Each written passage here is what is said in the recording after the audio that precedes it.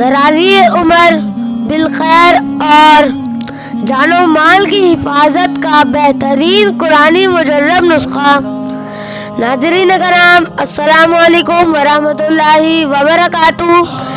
आज हम कुरान पाक की 7 ऐसी आयत सीखेंगे जिनमें सलाम का जिक्र है। أعوذ بالله من الشيطان الرجيم. بسم الله الرحمن الرحيم.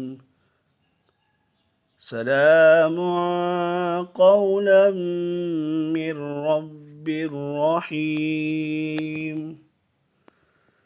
سلام على نوح في العالمين.